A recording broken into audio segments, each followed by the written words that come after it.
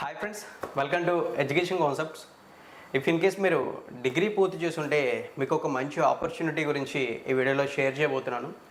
ఎందుకంటే మనకి రీసెంట్గానే డిగ్రీ క్వాలిఫికేషన్తో అప్లై అయితే చేసుకునే విధంగా కెనరా బ్యాంక్ నుంచి ఒక అప్రెంటిస్షిప్ ప్రోగ్రామ్ అనేది రిలీజ్ అవ్వడం అయితే జరిగింది. వీటికి సెలెక్ట్ అవ్వడానికి మనం అప్లై అయితే చేస్తే సరిపోతుంది, ఎటువంటి ఎగ్జామ్ అయితే ఉండదు.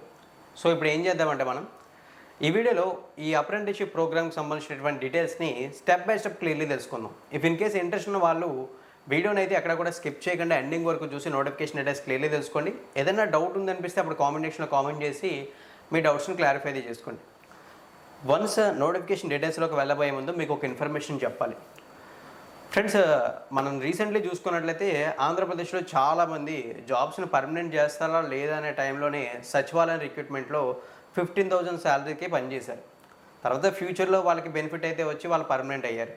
అలాగే చూసుకున్నట్లయితే 5,000 రూపీస్ కూడా చాలామంది వాలంటీర్స్గా వర్క్ చేయడం అయితే జరిగింది. అంటే ఇక్కడ మనకి అర్థమవుతుంది ఏంటంటే చాలామంది జాబ్స్ కోసం చూస్తున్నారు. శాలరీస్ అనేవి తక్కువ ఎక్కువ అనే పాయింట్ అనేది కన్సిడర్ చేయకుండా ఏదో ఒక పని చేయాలి, ఎంతో కొంత అమౌంట్ని సంపాదించాలి అనే పాయింట్ ఆఫ్ వ్యూతో ఏదో ఒక వర్క్ కోసం చూస్తున్నారు. అంటే ఎందుకంటే చదువుకుని చిన్న చిన్న లేబర్ వర్క్స్ అనేవి చేయడానికి కాస్త ఇబ్బందిగా ఉంది. అంటే వాళ్ళు అప్పటిదాకా చూసుకున్నట్లయితే ఫిజికల్ యాక్టివిటీస్ అనేవి ఏమీ లేకపోవడం, తర్వాత చూసుకున్నట్లయితే డిగ్నిటీ ఆఫ్ లేబర్ అని చెప్పేసి పని చేద్దామన్నా సరే వాళ్ళకి చూసుకున్నట్లయితే వాళ్ళు అప్పటిదాకా పనిని పూర్తిగా చేయలేక కాస్త ఇబ్బంది పడడం వల్ల ఏదో ఒక ఆపర్చునిటీ కోసం అయితే వెయిట్ చేస్తున్నారు. ఇఫ్ ఇన్ కేస్ ఈ వీడియో చూసే వాళ్ళు అటువంటి ఆపర్చునిటీ కోసం వెయిట్ చేస్తుంటే వీటికి అప్లై అయితే చేయడానికి ట్రై చేయండి. ఇఫ్ ఇన్ కేస్ మీకు ఇంట్రెస్ట్ లేదు అనుకుంటే మీరు చేయాల్సినటువంటి ఒకే ఒక్క పని పక్కనుండే షేర్ బటన్ క్లిక్ చేసి మీ ఫ్రెండ్స్ ఎవరో ఒకరికి షేర్ అయితే చేయడానికి ప్రయత్నించండి. ఇక ఇప్పుడు మనం డీటెయిల్స్లోకి అయితే వెళ్దాం. వన్స్ డీటెయిల్స్లోకి వెళ్ళినట్లయితే ఇది మనకి కెనరా బ్యాంక్ నుంచి రిలీజ్ అవ్వడం అయితే జరిగింది. ఏదైతే ఈ కెనరా బ్యాంక్ ఉందో, కెనరా బ్యాంక్ అనేది మనకి పబ్లిక్ సెక్టర్కి సంబంధించినటువంటి బ్యాంక్. దీనికి సంబంధించిన హెడ్ ఆఫీస్ బెంగళూరులో ఉంటుంది. అక్రాస్ వరల్డ్ మొత్తం మీద కూడా దీనికి సంబంధించి ఒక 9,800 బ్రాంచెస్ అయితే ఉన్నాయని చెప్పి మెన్షన్ అయితే చేశారు. అయితే ప్రజెంట్ మనకి గ్రాడ్యుయేట్ అప్రెంటిస్కి సంబంధించినటువంటి రిక్రూట్మెంట్ని ఒకటి రిలీజ్ చేయడం అయితే జరిగింది కెనరా బ్యాంక్. వీటికి డిగ్రీ అనేది క్వాలిఫికేషన్. ఫస్ట్ ఆఫ్ ఆల్ ఈ రిక్రూట్మెంట్కి సంబంధించినటువంటి ఇంపార్టెంట్ డేట్స్ అనేవి చూస్తే 22 సెప్టెంబర్ నుంచి వీటికి అప్లై అయితే చేయొచ్చు అని చెప్పేసి డేట్స్ అయితే మెన్షన్ అయితే చేశారు. అలాగే అప్లై చేయడానికి లాస్ట్ డేట్ అక్టోబర్ 10th అని చెప్పి మెన్షన్ చేయడం జరిగింది. ఇక్కడ డేట్స్ని క్లియర్లీ చూడొచ్చు, నేను అండర్లైన్ చేస్తున్నాను. అలాగే మనకి నెంబర్ ఆఫ్ వేకెన్సీస్ అనేవి చూసుకున్నట్లయితే 3,500 వేకెన్సీస్ అయితే ఉండడం అయితే జరిగింది. అంటే 3,500 ఖాళీలు ఉండడం జరిగింది. వీటిని చూసుకున్నట్లయితే అక్రాస్ ఇండియా మొత్తం మీద ఉంటాయి కాబట్టి వీటిని స్టేట్ వైజ్ డివైడ్ చేశారు. అయితే ఆంధ్రప్రదేశ్ అండ్ తెలంగాణకు సంబంధించి, అంటే మన తెలుగు స్టేట్స్ కాబట్టి తెలుగు స్టేట్స్కి సంబంధించి ఎన్ని ఖాళీలు ఉన్నాయో చూద్దాం. అలాగే మనకి ఏ స్టేట్ నుంచి అప్లై చేస్తున్నారో క్యాండిడేట్కి ఆ స్టేట్ లోకల్ లాంగ్వేజ్ అయితే ఖచ్చితంగా చదవడం, రాయడం, మాట్లాడడం ఇవన్నీ కూడా వచ్చి ఉండాలి. సో ఒకసారి మనం అవుట్ ఆఫ్ 3,500 వేకెన్సీస్లో ఆంధ్రప్రదేశ్కి కేటాయించినటువంటి వేకెన్సీస్ అనేవి చూస్తే 242, అంటే 242. వీటిని చూసుకున్నట్లయితే కమ్యూనిటీ వైజ్ కూడా డివైడ్ అయితే చేశారు. బట్ ఆ డీటెయిల్స్ ఏవి కూడా ఇక్కడ ఇంక్లూడ్ అయితే చేయట్లేదు. ఇఫ్ ఇన్ కేస్ మీకు ఇంట్రెస్ట్ ఉండి చెక్ చేయాలనుకుంటే చెక్ చేయొచ్చు.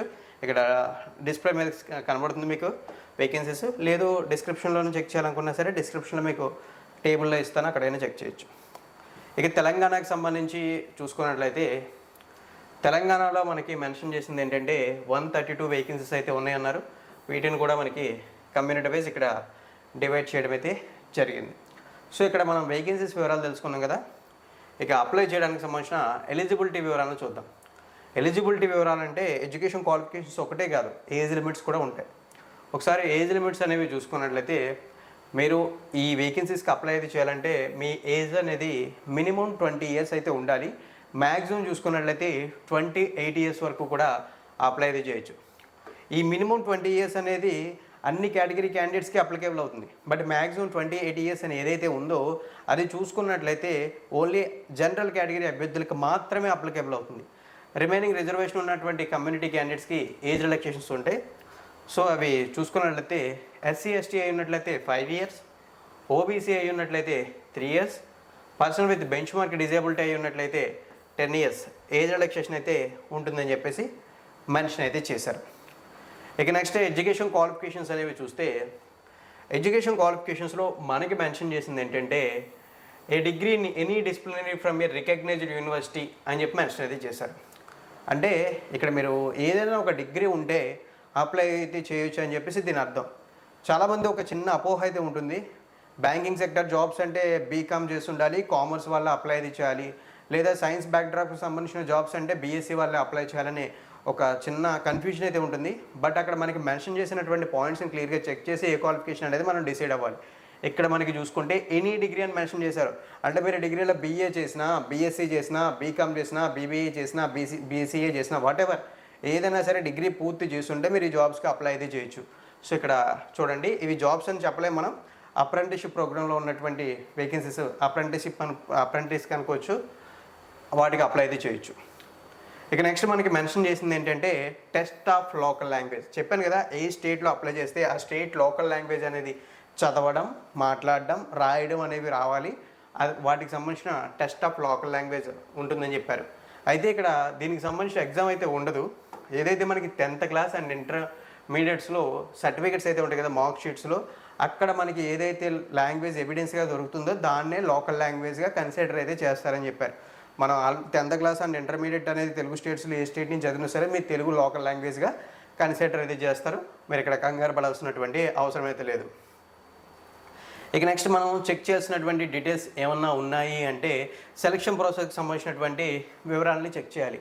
బట్ మీకు నోటిఫికేషన్ ఈ వీడియో స్టార్టింగ్లోనే ఒక పాయింట్ని అయితే చెప్పా, మీకు ఎటువంటి ఎగ్జామ్ అయితే ఉండదని చెప్పేసి. ఇక్కడ మనకి అదే పాయింట్ మెన్షన్ చేశారు. సో సెలక్షన్ ప్రాసెస్ అనేది చూసుకున్నట్లయితే అప్లై చేసిన క్యాండిడేట్స్ ఎవరైతే ఉంటారో వాళ్ళ అకాడమిక్ క్వాలిఫికేషన్స్ని బేస్ చేసుకుని వచ్చినటువంటి మార్క్స్ని కన్సిడర్ చేసి మెరిట్ వైజు పోస్టింగ్స్ అనేవి ఇవ్వడం అయితే జరుగుతుంది అని చెప్పేసి మెన్షన్ అయితే చేశారు. అయితే ఇక్కడ అప్లై చేసిన ఇద్దరు క్యాండిడేట్స్కి సేమ్ ఒకే టైప్ ఆఫ్ మార్క్స్ అయితే వస్తే ఏంటి పరిస్థితి అనే ఒక డౌట్ మీకు రావచ్చు. ఆ టైంలో ఎవరైతే ఎల్డర్ ఉంటారో, అంటే ఎవరైతే వయసు పరంగా పెద్దవాళ్ళు ఉంటారో వాళ్ళకి పోస్టింగ్స్ అనేవి ఇవ్వడం జరుగుతుందని చెప్పేసి నోటిఫికేషన్లో మెన్షన్ అయితే చేశారు. ఆ డీటెయిల్స్ అయితే మీరు గుర్తుంచుకోండి. ఇక మనం ఈ రిక్రూట్మెంట్ గురించి తెలుసుకోవాల్సినటువంటి కొన్ని డీటెయిల్స్ ఉన్నాయి. అదేంటంటే సెలెక్ట్ అయితే ఎంత అమౌంట్ మనకి రావడం జరుగుతుంది అనే సంబంధించి. సో మనం ఆ వివరాల్లోకి వెళ్తే ఏదైతే ఈ అప్రెంటిస్షిప్ పీరియడ్ ఉందో ఈ పీరియడ్ చూసుకుంటే మనకి 12 months అయితే ఉంటుందని చెప్పారు. అంటే 1 year అయితే ఉంటుందని చెప్పి నోటిఫికేషన్లో మెన్షన్ చేశారు. దెన్ నెక్స్ట్ చూసుకున్నట్లయితే మనకి మెన్షన్ చేసినటువంటి ఇంకొక పాయింట్, వీటికి సెలెక్ట్ అయిన క్యాండిడేట్స్కి వచ్చేటటువంటి అమౌంట్ని మనం శాలరీగా కన్సిడర్ చేయం, స్టైఫండ్ అని మెన్షన్ చేస్తారు. ఈ స్టైఫండ్ చూసుకున్నట్లయితే మనకి మంత్లీ 15,000 రూపీస్ అనేది ఇవ్వడం అయితే జరుగుతుందని చెప్పారు. ఇందులో 10,500 రూపీస్ అనేది కెనరా బ్యాంక్ నుంచి, రిమైనింగ్ 4,500 రూపీస్ అనేది గవర్నమెంట్ నుంచి రావడం అయితే జరుగుతుంది. వాట్ ఎవర్ గవర్నమెంట్ నుంచి వచ్చినా దేని నుంచి వచ్చినా సరే మనకి వచ్చి చేతికి ప్రతి నెల 15,000 రూపాయలు క్రెడిట్ అవ్వడం అయితే జరుగుతాయి మన అకౌంట్లో. ఈ అప్రెంటిస్షిప్ పీరియడ్లో మనం అప్రెంటిస్ కేటగిరీ దాన్ని గెట్ చేయగలిగితే. సో తర్వాత చాలామందికి ఉండేటటువంటి డౌట్, ఆఫ్టర్ ఈ అప్రెంటిస్షిప్ పీరియడ్ కంప్లీట్ అయిన తర్వాత మనకి రెగ్యులర్ జాబ్ వస్తుందా బ్యాంకింగ్ సెక్టర్లో అని చెప్పేసి. ఫ్రెండ్స్, దీన్ని జాబ్గా కన్సిడర్ చేయరు. అలాగే మీరు అప్రెంటిస్షిప్ పీరియడ్ కంప్లీట్ చేసామని చెప్పేసి కెనరా బ్యాంక్ మీకు జాబ్ ఇవ్వాలని ఎటువంటి ఆబ్లిగేషన్ కూడా లేదు.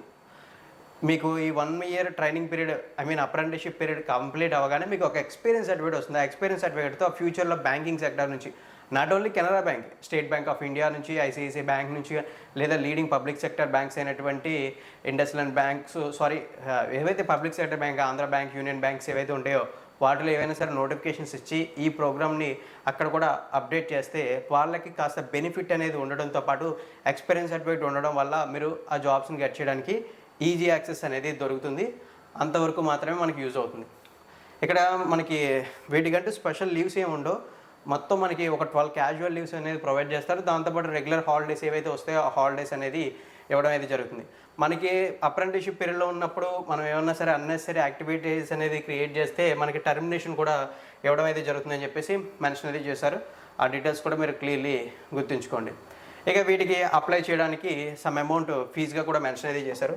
ఆ అమౌంట్ డీటెయిల్స్ ఏంటంటే, ఇఫ్ ఇన్ కేస్ మీరు SC/ST and person with disability అయి ఉన్నట్లయితే ఎటువంటి అమౌంట్ పే చేయకుండా అప్లై చేయొచ్చు.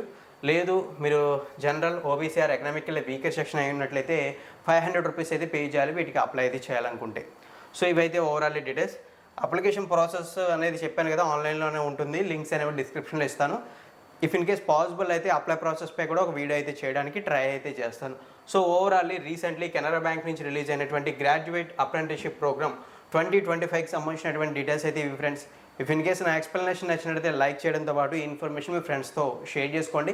కొత్తగా మన ఛానల్కి విజిట్ చేసిన వాళ్ళు రెగ్యులర్ జాబ్ నోటిఫికేషన్స్ కోసం మన ఛానల్ని సబ్స్క్రైబ్ చేసి నోటిఫికేషన్స్ కోసం బెల్ ఐకాన్ యాక్టివేట్ చేయండి. థ్యాంక్ యూ ఫ్రెండ్స్, వీడియోని ఎండింగ్ వరకు వాచ్ చేసి సపోర్ట్ చేస్తున్నాను.